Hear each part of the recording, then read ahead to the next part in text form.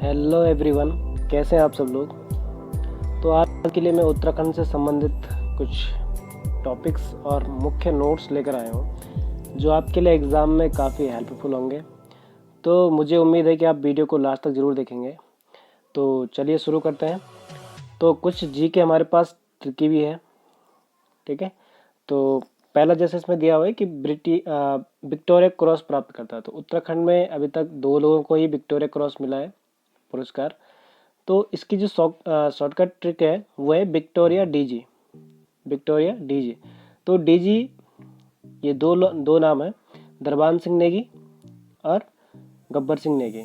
D for दरबान सिंह नेगी। दरबान सिंह नेगी को 1914 में मिला था प्रथम विश्व युद्ध के दौरान, और गब्बर सिंह नेगी को भी प्रथम विश्व युद्ध के दौरान मिला था, लेकिन 1915 में मिला था, ठीक है। तो इसकी जो ट्रिक होगी वो है विक्टोरिया डीजी 1914-15, ठीक है। नेक्स्ट जो टॉपिक है,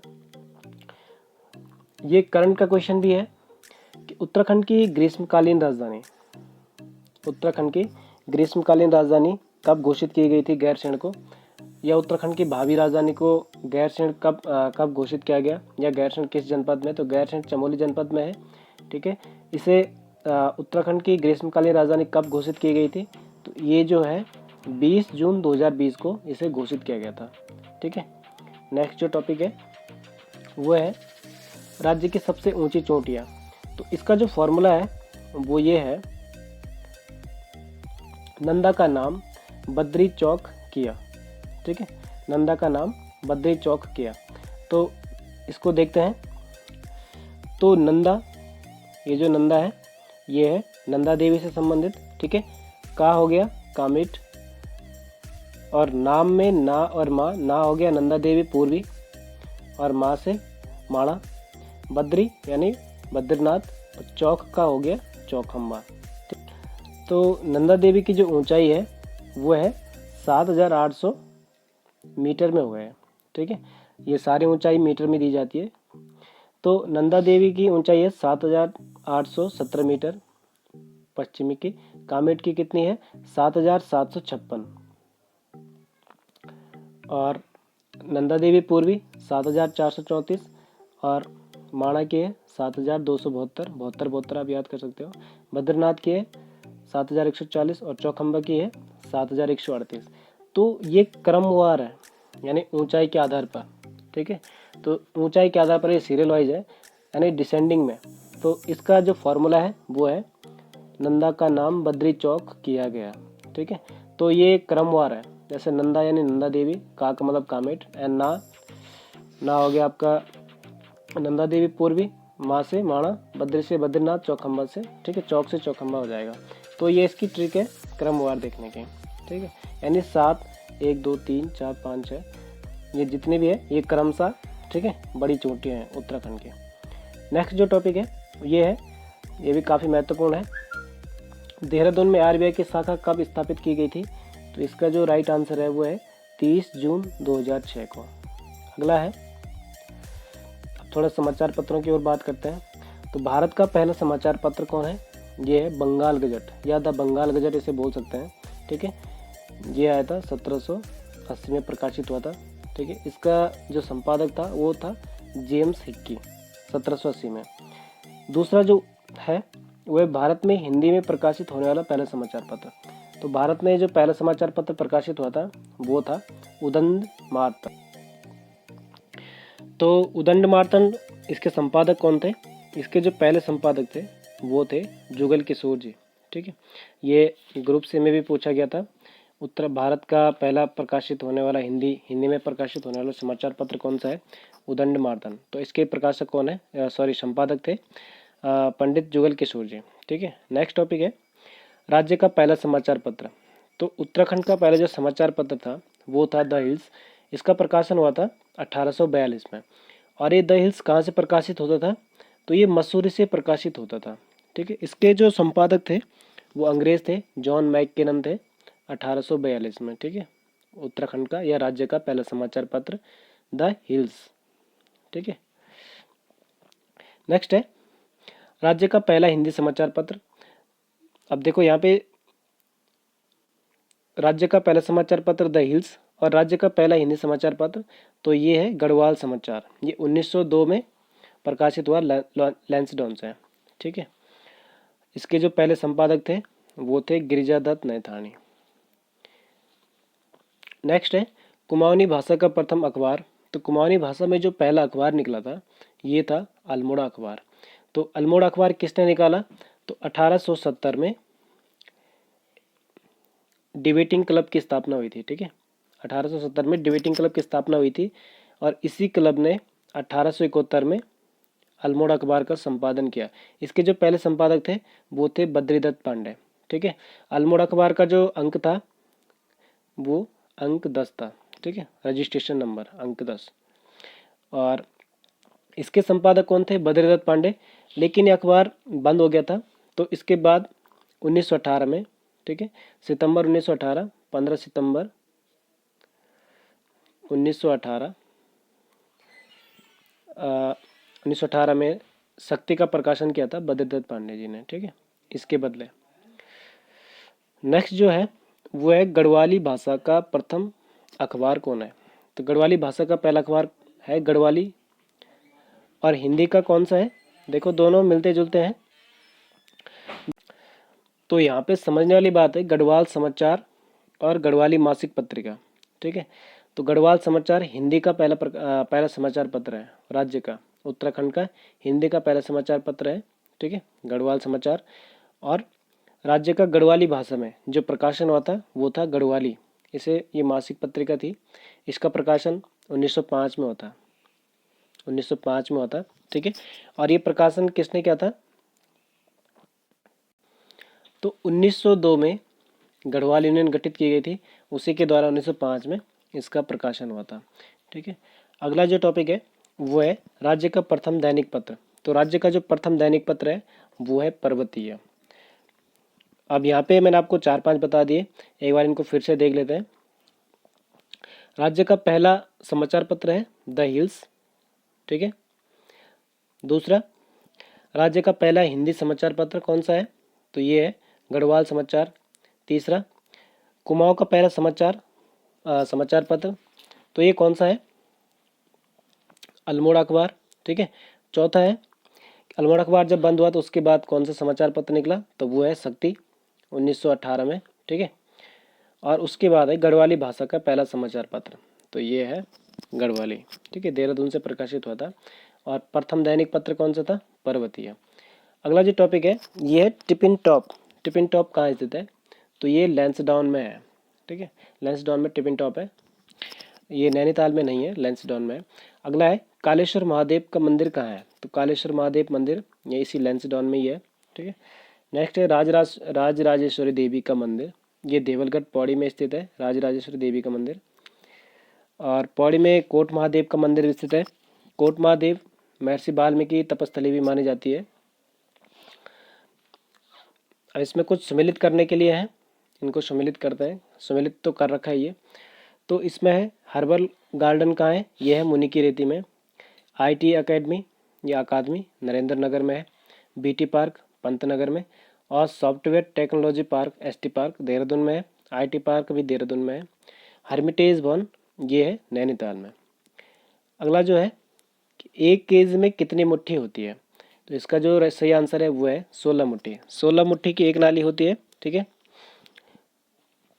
और 1 केजी में भी 16 मुट्ठी के जितना आता है अनाज। रस्किन बॉन्ड की प्रथम रचना कौन सी है? तो इसकी जो प्रथम रचना है वो है रूम ऑफ द रूफ। तो अगला जो टॉपिक है वो है राज्य की ग्रीष्मकालीन राजधानी कौन सी है? तो राज्य की ग्रीष्मकालीन राजधानी गैरसैंण है। कब घोषित की गई थी? तो 20 जून 2020 को। ये मैंने आप पीछे पीछे बताया था। ठीक है, नेक्स्ट टॉपिक है ब्रह्मकमल में फूल या ब्रह्मकमल खिलने का समय क्या है? तो ये है जुलाई से सितंबर। यानी ब्रह्मकमल कब खिलता है? जुलाई से सितंबर के महीने में खिलता है। अगला है हिस्को यानी हिमालय पर्यावरण अध्ययन और संरक्षण संस्थान। इसकी स्थापना कब हुई? तो इसकी जो स्थापना हुई थी वो हुई थी 1983 में। किसने की थी? अनिल जोशी ने। अनिल जोशी पर्यावरण प्रेमी है।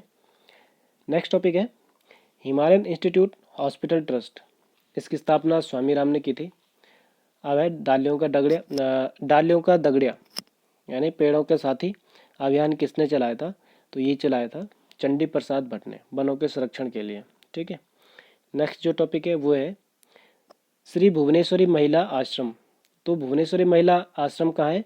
अंजनी सेन टेरी में है। इसकी स्थापना किसने की थी? तो स्वामी मनमथन केरल के थे। 1977 में इसकी स्थापना हुई थी। ठीक है। नेक्स्ट अगला है हिमालयन संग्रहालय और हिमालय संग्रहालय। ये दोनों मिलते जुलते नाम से हैं। ठीक है, इनमें कन्फ्यूजन भी होता है। तो हिमालय संग्रहालय कहाँ पर है? ये कुमाऊं विश्वविद्यालय के परिसर में नैनीताल में है। इसकी स्थापना 2005 में हुई थी। और दूसरा है हिमालयन संग्रहालय, तो ये है उत्तरकाशी में। उत्तरकाशी में कहाँ पे है? तो जहाँ पर एनआईएम है, नेहरू पर्वतारोहण संस्थान, उसी में है ये। इसकी स्थापना 1965 में हुई थी। तो हिमालयन संग्रहालय एनआईएम मैंने उत्तरकाशी में। ठीक है। और हिमालय संग्रहालय का है कुमाऊं विश्वविद्यालय नैनीताल, 2005 में इसकी स्थापना हुई थी। अगला है राजीव गांधी अंतर्राष्ट्रीय क्रिकेट स्टेडियम। तो ये रायपुर में है। 2016 में इसका निर्माण हुआ देहरादून में। ठीक है। अगला है गन्ना विकास संस्थान। तो ये है काशीपुर में, उधम सिंह नगर में। और इसी से मिलता जुलता दूसरा है गन्ना अनुसंधान संस्थान। ठीक है, गन्ना अनुसंधान संस्थान इसी से मिलता जुलता है। तो वो कहाँ पे है? हरिद्वार में है। ठीक है। नेक्स्ट है उत्तराखंड ग्राम्य विकास संस्थान, ये है रुद्रपुर में। अगला आर.एस. टोलिया उत्तराखंड प्रशासनिक अकादमी, तो ये है नैनीताल में। इसकी स्थापना कब हुई थी? 1988 में। अगला है लाल बहादुर शास्त्री प्रशासनिक अकादमी, ये है मसूरी में। और इसकी स्थापना कब हुई थी? 1959 में। ठीक है। नेक्स्ट है, तो यहाँ पे 3 टॉपिक है, ये तीनों कस्तूरी मृग से संबंधित है। कस्तूरी मृग से संबंधित है। तो देखते हैं।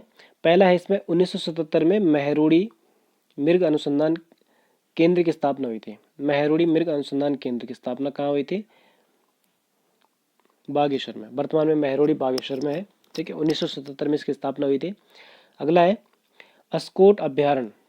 अस्कोट अभ्यारण्य की स्थापना 1986 में हुई और ये पिथौरागढ़ में हुई थी। ठीक है। नेक्स्ट है कस्तूरी मृग प्रजनन केंद्र। कस्तूरी मृग प्रजनन एवं संरक्षण केंद्र हो गए। ठीक है। इसकी स्थापना 1982 में हुई थी चमोली के कांचुला खर्क में। तो 3 है उत्तराखंड में कस्तूरी मृग से संबंधित। ठीक है। पहला है मेहरोड़ी 1977, दूसरा है पिथौरागढ़ में अस्कोट अभ्यारण्य 1986, तीसरा है चमोली के कांचुला खर्क में 1982 में। ठीक है। अगला है अप्सरा ताल कहाँ है? तो ये अप्सरा ताल कहाँ है? टिहरी में है, बूढ़ा केदार के समीप। ठीक है। अब कुछ जलप्रपात के बारे में देख लेते हैं। तो पहला है सहस्त्रधारा जलप्रपात। सहस्त्रधारा कहाँ पर है? देहरादून में है, बाल्दी नदी के पास है। अगला है भट्टा फॉल या हार्डी फॉल, ये देहरादून में मसूरी के पास है। अगला है टाइगर फॉल, तो ये चक्राता में है। कैंपटी फॉल टिहरी मसूरी जिले में, टिहरी जिले में है, मसूरी के आसपास। ठीक है, मसूरी में यही है। उसके बाद बिरथी जलप्रपात, ये पिथौरागढ़ में है। भटकुणी जलप्रपात, ये भी पिथौरागढ़ में है। बेलछड़ा जलप्रपात, ये भी पिथौरागढ़ में। ये एक बार ग्रुप सी में पूछा भी गया था, बेलछड़ा जलप्रपात। ठीक है। वसुंधरा कहाँ पे है? वसुंधरा जलप्रपात है चमोली में। गरुड़ चट्टी जलप्रपात है पौड़ी गढ़वाल में। इसके अलावा एक दूसरा भी है, वैसे तो बहुत सारे हैं, इनमें आपको बता देता हूँ। मंदाकिनी जलप्रपात, तो ये उत्तरकाशी में है। ठीक है। तो एक फिल्म बनी थी राम तेरी गंगा मैली, तो उसमें जो नायिका थी उसके नाम पर ही इस झरने का नाम मंदाकिनी झरना रखा गया है, क्योंकि वहाँ पर शूटिंग हुई थी। ठीक है। तो मंदाकिनी जलप्रपात कहाँ पे है? उत्तरकाशी में है। तो चलिए आगे बढ़ते हैं। अगला है पंच केदार के बारे में देखते हैं। तो पंच केदारों में है केदारनाथ, तुंगनाथ, मदमेश्वर, रुद्रनाथ, कल्पनाथ। तो केदारनाथ, तुंगनाथ, मदमेश्वर, ये तीनों कहाँ पे हैं? ये तीनों हैं रुद्रप्रयाग में। ठीक है। रुद्रनाथ और कल्पनाथ ये है चमोली जिले में। बाकी ये तीनों ये रुद्रप्रयाग में है। ठीक है, रुद्रप्रयाग में और चमोली में। तो अब देखते हैं केदारनाथ में किसकी पूजा होती है। तो केदारनाथ में होती है शिव की पूजा, शिव के पृष्ठभाग की पूजा होती है। ठीक है। और तुंगनाथ में शिव के भुजाओं की पूजा होती है, ठीक है। और मदमेश्वर में होती है नाभि की पूजा, रुद्रनाथ में होती है शिव के मुंह की पूजा, और कल्पनाथ में होती है केश की पूजा, यानी उनके बालों की पूजा होती है, ठीक है। अब चलते हैं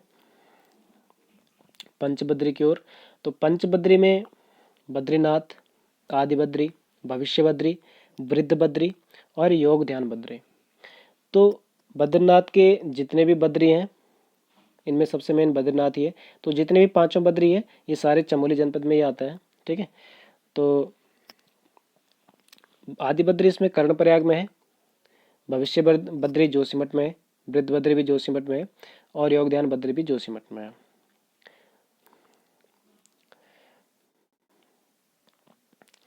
अगला है, कौन सा पर्वत मणिकूट पर्वत पर स्थित है? तो नीलकंठ मंदिर। ये नीलकंठ मंदिर ऋषिकेश में है, लेकिन ये पौड़ी के अंतर्गत आता है, ठीक है। तो ये मणिकूट पर्वत पर स्थित है। अगला है, प्राचीन नागनाथ मंदिर। नागनाथ मंदिर कहाँ पे है?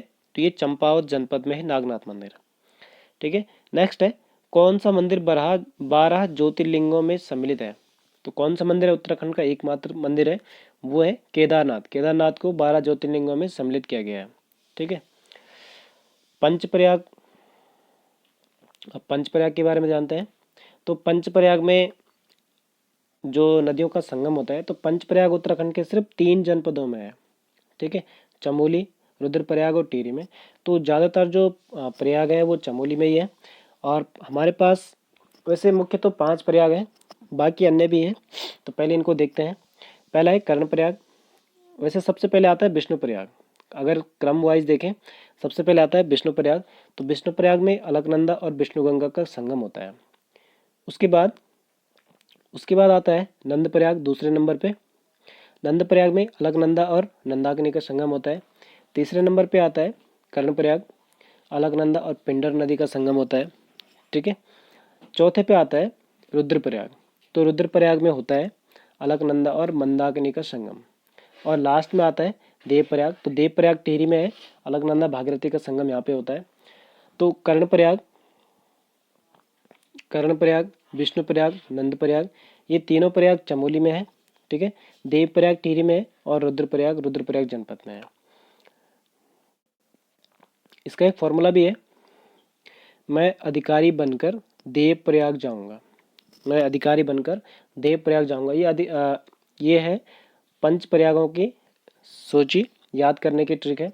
मैं अधिकारी बनकर देवप्रयाग जाऊंगा।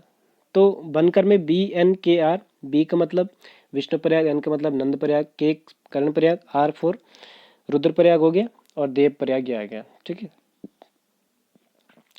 तो यहाँ पर एक टॉपिक और भी है, शंकराचार्य का ज्योतिर्मठ कहाँ पर स्थित है?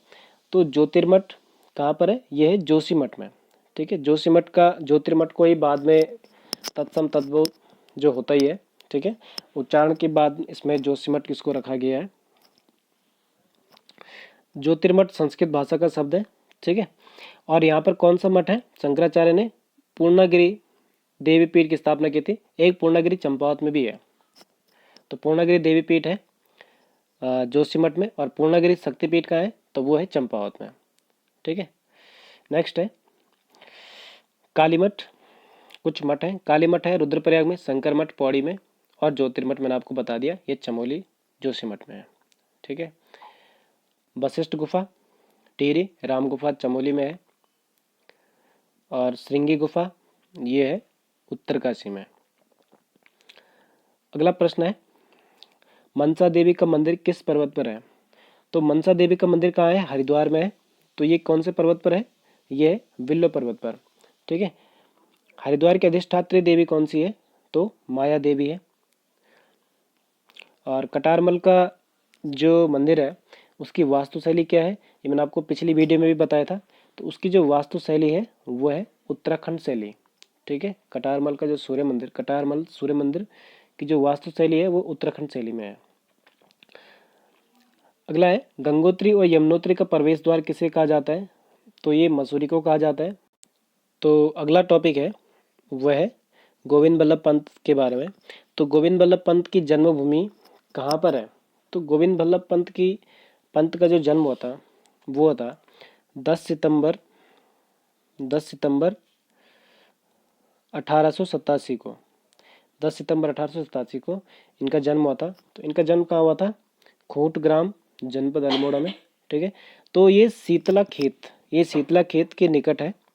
इनके जो जन्मस्थली है, इनकी जो जन्मभूमि है वो शीतला खेत के निकट है। ठीक है, तो पंडित गोविंद बल्लभ पंत को हिमालय पुत्र के नाम से भी जाना जाता है। ठीक है, उनके जो मित्र थे उन्हें गोविंद बल्लभ महाराष्ट्र कहकर पुकारते थे। और ये उत्तर प्रदेश के पहले मुख्यमंत्री भी रहे थे 1946 में। ठीक है, उत्तर प्रदेश के पहले मुख्यमंत्री बने थे। नेक्स्ट, कुछ आश्चर्यजनक रहस्यमय स्थल है, जैसे सूखा ताल, चितई मंदिर, नल दमयंती ताल, देवी धुरा का पाषाण युद्ध, हाट कालिका मंदिर, विश्वनाथ गुफा। इसमें एक दूसरा भी जोड़ सकते हैं, वो है रूपकुंड, क्योंकि रूपकुंड चमोली में है और यहाँ पर आज भी नरकंकाल मिलते हैं, तो काफ़ी रहस्यमय है भी। तो सूखा ताल कहाँ है? अल्मोड़ा में है। और एक ऐसी दूसरा आता है सुखताल, तो सुखताल कहाँ पे है? चमोली में। चितई मंदिर परमोच्च न्यायालय, ये है अल्मोड़ा में है। नल दमयंती ताल नैनीताल में, 7 ताल का एक ही भाग है। नेक्स्ट है देवी धुरा का पाषाण, तो ये चंपावत में होता है। हाट कालिका मंदिर पिथौरागढ़ में है और विश्वनाथ गुफा टिहरी में है, हिंदाव पट्टी में। ठीक है, अब है नए पत्ते। तो नए पत्ते के रचनाकार कौन है? सूर्यकांत त्रिपाठी निराला। अगला है लिपि का अर्थ। तो लिपि यानी ध्वनि चिन्हों का लिखित रूप। ध्वनि चिन्हों का लिखित रूप जो होता है उसे लिपि कहा जाता है। श्री बद्रीनाथ धाम का प्रसिद्ध मंदिर कौन सा है? तो इसका जो सही आंसर है वो है राजबद्री। राजबद्री बद्रीनाथ धाम का प्रसिद्ध मंदिर है। ठीक है, नेक्स्ट टॉपिक है राजी जनजाति के निवास स्थान को क्या कहा जाता है? तो राजी जनजाति का जो निवास स्थान है उसे कहा जाता है रौत्यूड़ा। ठीक है, राजी जनजाति का जो आवास स्थल होता है उसे रौत्यूड़ा कहा जाता है। तो चंपावत के बालेश्वर मंदिर से जो अभिलेख मिले हैं वो किसके हैं? तो वो है कराचल देव से संबंधित है। ठीक है, बेलछड़ा प्रपात मैंने आपको अभी बताया था, तो ये है पिथौरागढ़ में स्थित है। ठीक है, अब जैसे लाल टिब्बा, नाग टिब्बा, ये मसूरी में है, देहरादून में। ठीक है, तो चलिए अब जानते हैं राज्य में स्त्रियों द्वारा धारण करने वाले प्रमुख आभूषण। तो इसमें पहला है बुजनी या तुग्गल, तो ये कानों में पहना जाता है महिलाओं के द्वारा। मुंदड़े या मुनाड़, ये भी कानों में पहने जाते हैं। तिलहरी, तिलहरी गले में पहना जाता है। हंसुला भी, ये भी गले में पहना जाता है। गुलबंद, ये भी गले में पहना जाता है, सोने या चांदी का होता है। सिउण सांगल, ये पुरुषों द्वारा कंधों पर पहनी जाती है। तगड़ी या तिगड़ी कमर पर, महिलाओं के द्वारा पहनी जाती है। ठीक है, गोखले बाजू में, पोंटा पैर में। झिंवरा, झावर, इमरती, अमरती तार, ये सब पैरों में पहनी जाती है। ठीक है, और अगला है उत्तराखंड में गांधीवादी आंदोलन शुरू करने का श्रेय किसे दिया जाता है? तो इसका जो सही आंसर है वो है प्रयाग दत्त पंत को गांधीवादी आंदोलन शुरू करने का श्रेय जाता है उत्तराखंड में। ठीक है, हरिद्वार में शांति कुंज की स्थापना किसने की थी? तो पंडित श्री राम शर्मा ने हरिद्वार में शांति कुंज की स्थापना की थी। अगला है, ये कई बार आता है, एग्जाम में भी पूछा गया है, आर्यों का आदि निवास मध्य हिमालय किसकी रचना है? तो ये है भजन सिंह रावत की। और एक क्वेश्चन दूसरा भी आता है, वो है सुमन स्मृति ग्रंथ। सुमन स्मृति ग्रंथ किसकी है? तो वो है भक्त दर्शन की। और भजन सिंह की क्या है? आर्यों का आदि निवास मध्य हिमालय। ठीक है, इसकी ट्रिक भी है, आर्यों ने मध्य हिमालय में भजन किया। नेक्स्ट टॉपिक है मुजफ्फरनगर कांड से प्रभावित होकर किसने प्रसिद्ध कविता पहाड़ के आगे भीतर पहाड़ लिखी थी? तो इस कांड से प्रभावित होकर जो ये कविता लिखी थी, ये लिखी थी बलवंत मनराल ने। तो मुजफ्फरनगर कांड कब हुआ था? तो ये हुआ था 2 अक्टूबर को। ठीक है, 1994 को। अगला है उत्तराखंड में न्यायिक एवं विधिक अकादमी कहाँ पर स्थित है? तो ये है नैनीताल में है। नेक्स्ट है उत्तराखंड प्रशासनिक प्रशिक्षण अकादमी, ये भी नैनीताल में है। राष्ट्रीय लोक प्रशासनिक प्रशिक्षण अकादमी, राष्ट्रीय लोक प्रशासनिक अकादमी है, मसूरी में है। नेक्स्ट है राज्य लोक सेवा आयोग का गठन कब हुआ था? तो ये हुआ था अप्रैल 2001 में, ये हरिद्वार में है। ठीक है, यूकेपीएससी जिसे बोलते हैं, तो ये कहाँ पे है? हरिद्वार में। इसका जो गठन हुआ था अप्रैल 2001 में हुआ था। ठीक है, नेक्स्ट, किस पुस्तक को मुकुंदलाल ने लिखा है? तो मुकुंदलाल के तीनों पुस्तक है इसमें, some notes on Molaram, Garhwal paintings और गढ़वाल स्कूल ऑफ पेंटिंग्स, ये तीनों मुकुंदलाल की लिखी हुई है। अगला है उत्तराखंड में संतान कल्याण के लिए मनाए जाने वाला पर्व कौन सा है? तो संतान कल्याण के लिए जो पर्व मनाया जाता है वो है भिरोली। बाकी संतान प्राप्ति के लिए भी अलग अलग मंदिर हैं उत्तराखंड में, जैसे कमलेश्वर मंदिर हो गया, विश्वनाथ मंदिर हो गया, अलग अलग मंदिर है। ठीक है, तो जो संतान कल्याण के लिए जो पर्व मनाया जाता है वो है भिरोले। नेक्स्ट है लड़की के प्रथम बार मायके आने पर कौन सा पर्व मनाया जाता है? तो लड़की यानी विवाहित लड़की, विवाहित कन्या जब पहली बार मायके आती है तो उस समय थड़िया पर्व मनाया जाता है या थड़िया नृत्य किया जाता है। झाल, बिणाई, दमामा, मुरियो, ये कुमाऊं के वाद्य यंत्र है। ये ग्रुप सी में भी पूछा गया था एक बार। ठीक है, भाटा साटा किस प्रकार का गीत है? तो ये भाटा साटा मनोरंजनात्मक गीत है। ठीक है, सैनिकों से संबंधित होता है। अगला है बाघ व घुरड़ किसका चित्र है? तो बाघ और घुरड़ किसका चित्र है? मौलाराम का प्रसिद्ध चित्र है बाघ और घुरड़ का। लामण किस प्रकार का गीत है? तो लामण प्रणय गीत है। ठीक है, तगड़ी शरीर के किस अंग का आभूषण है? तो मैंने आपको अभी बताया था ऊपर। इसका जो सही आंसर है वो है कमर का, तगड़ी को कमर में पहना जाता है। बच्चों द्वारा घुघती नृत्य किया जाता है, तो ये गढ़वाल क्षेत्र में किया जाता है घुघती नृत्य बच्चों के द्वारा।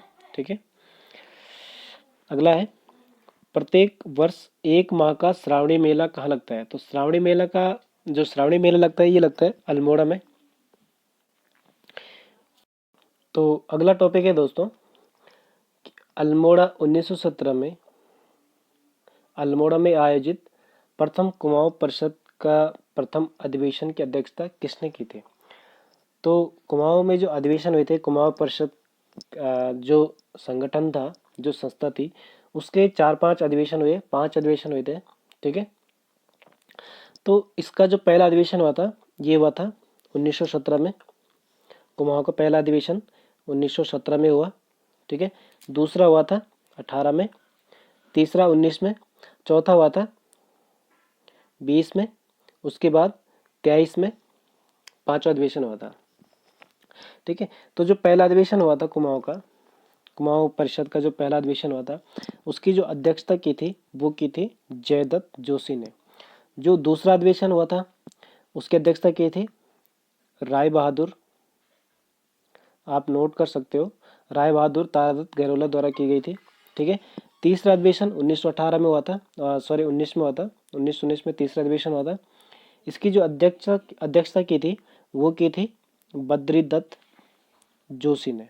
ठीक है, बद्रीदत्त जोशी ने कुमाऊं के तीसरे अधिवेशन की अध्यक्षता की थी। तो इसी तरह से चौथा जो अधिवेशन हुआ था, तो चौथा अधिवेशन की अध्यक्षता ये हुआ था 1920 में कुमाऊं का कुमाऊं परिषद का अधिवेशन 1920 में हुआ था, चौथा अधिवेशन। ठीक है, फोर्थ, इसकी अध्यक्षता की थी हरगोविंद पंत ने। ठीक है, H.G. पंत ने। जो लास्ट हुआ था 1923 में, इसकी अध्यक्षता की थी बद्रदत्त पांडे ने, इसे BD पांडे लिख सकते हो आप शॉर्ट में, BDP। ठीक है, 1923 में। तो इसको मैं आपको घनश्याम जोशी की जब बुक पढ़ेंगे हम, तो उसमें आपको मैं इसको डीप से बताऊंगा। ठीक है, अगला जो टॉपिक है वो ये है कि चंद राज्य में नगद प्राप्त किए जाने वाला भूकर क्या कहला जाता था, क्या कहा जाता था? तो इसे कहा जाता था सिरती, और जो इस कर को देता था उसे बोलते थे सिरतान। कर देने वाला सिरतान और कर को बोलते थे सिरती। ठीक है, अगला है गढ़वाल दर्शन पुस्तक।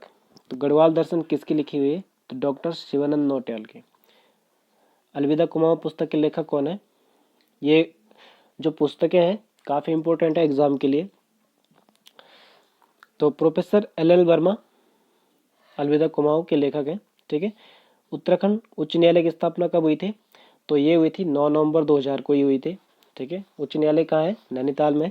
इसका जो डिजाइन या भवन निर्माण करवाया था एंटोनी मैकडोनाल्ड ने किया था। ठीक है। रांची स्टेडियम पौड़ी गढ़वाल में है। एशिया का सबसे टॉप ऊंचाई पर माना जाता है इसको, रांची स्टेडियम को। सभासार पुस्तक के लेखक कौन है? तो सभासार पुस्तक के लेखक कौन है? सुदर्शन साहब भरत कवि के नाम से प्रसिद्ध थे। ठीक है। अगला है प्रख्यात गढ़वाली रचना भूमियाल। तो भूमियाल के जो रचनाकार हैं वो है अबोध बंधु बहुगुणा। तो दोस्तों आज के लिए बस इतना ही। तो आई होप दोस्तों आपको ये वीडियो अच्छा लगा हो। अगर आप यहाँ तक आई गए हो तो आप एक लाइक ज़रूर कीजिए। तो अपने दोस्तों तक भी इसको शेयर कीजिए इस वीडियो को। मैं आपको जल्दी ही नए अपडेट्स के साथ मिलूँगा। धन्यवाद। जय हिंद।